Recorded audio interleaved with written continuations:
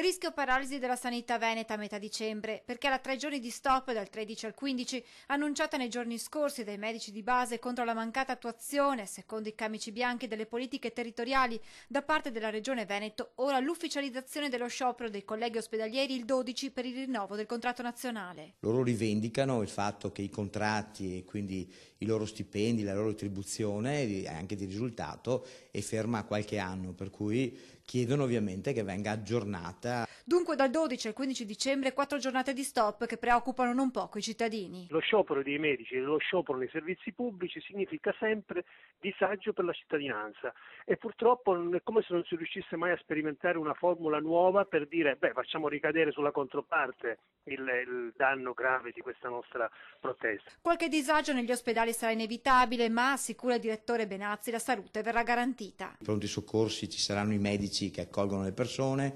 l'emergenza, urgenza verrà garantita e anche nei reparti comunque ci sarà un medico che garantirà la continuità e la presa in carico. Lo stop dei camici bianchi ospedalieri difficilmente sarà revocato, mentre potrebbe esserci qualche spiraglio nella trattativa tra i medici di base e la Regione Veneto. Credo che ci sia disponibilità sicuramente della Regione al 100% di mettersi intorno al tavolo e di chiudere questa cosa prima che ci sia un ulteriore sciopero. Mi pare che anche dai medici di famiglia ormai questa disponibilità sia stata ribadita. Intanto dal Tribunale del Malato la richiesta che i camici bianchi coinvolgano i cittadini nelle loro mobilitazioni. Se fai uno sciopero che danneggia i cittadini saranno parte lesa.